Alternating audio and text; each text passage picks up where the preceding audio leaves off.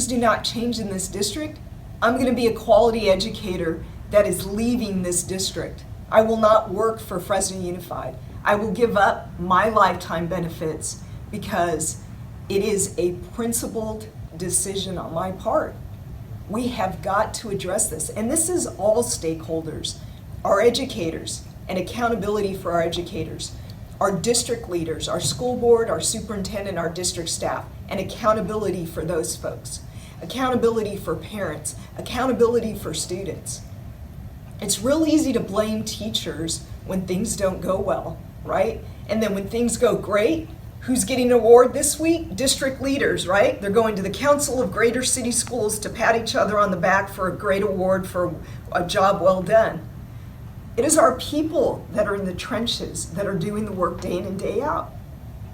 And I'm saying that we want to get into space, have the difficult conversations, and figure out how we're going to create systematic improvements to this district, which is a win-win for everybody, our community. But our members are saying, and I hope you hear me clearly, that is important, that they're willing to give up their wages in order to create that change. And I know people will sometimes stop me out in the public and say, but aren't you hurting kids? And I always tell them, the real question is, are our students getting the best learning conditions currently that the district has to offer? And I would argue they don't, because every year we lose quality educators who decide, you know what, the working conditions are not optimal, the student learning conditions are not optimal. And I think that hurts kids more when we lose quality educators.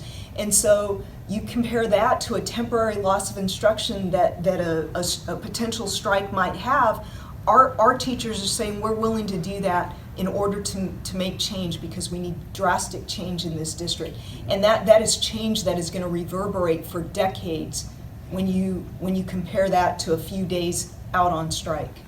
If we go to a strike, it will not be because I have not worked, and all of us collectively have not worked nights, weekends, and done everything we possibly can to kind of avoid a work stoppage. We recognize that this is a incredibly damaging thing for our community, and something that will go down in the annals of history that people who live here will remember forever. That seriousness of that is absolutely not lost on me in the least. It's sobering, like dealing with that in week 4, but this is not a new thing coming. This level of expressed emotion does not generate itself in a month either, right? This is something that has been discussed in excess of a year. There was no possible way under which the FTA strike vote was not going to be successful. I think anybody who is intellectually honest in the least knew that that was the direction that was going to go. And we are in a situation now, we absolutely believe that there is a path forward. We think that placing the emphasis on fact-finding gives us the best possible opportunity to avoid a strike, by just going with transparency and saying whatever the money says and whatever the experts dictate, we will move forward on that. That's a bold, and you should recognize that as a bold and different step than what has gone on previously. It's not hunkering down, it's not pretending, it's not fighting, it's not any of that. Folks, I want you to understand, because I've been indoctrinated by this district, having taught here since 1999. I'll explain to you why they have not done everything to avoid a strike. And if anything, they're preparing for us to strike instead of getting into space and working, having difficult conversations and working on an agreement. We're very reasonable people. We don't want to strike either. However, our members, I'm going to say this again, want drastic change in this district.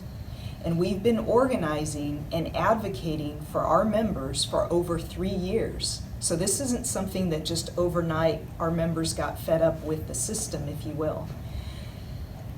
It is important to understand that when you have a crisis, there should be a sense of urgency to address that crisis. I don't see the sense of urgency not only from Superintendent Nelson, who can't hide behind interim anymore, right? He's a month in now, nor our school board, right?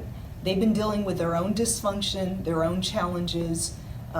lately, and quite frankly, you hear very little if you watch board meetings or actually attend. They don't talk about getting bargaining settled, contract negotiations. We know that a significant percentage of our parents are going to send their kids to school by virtue of not necessarily having other options for them. So we don't have the high-minded luxury of pretending a strike is not, that the potential is not real.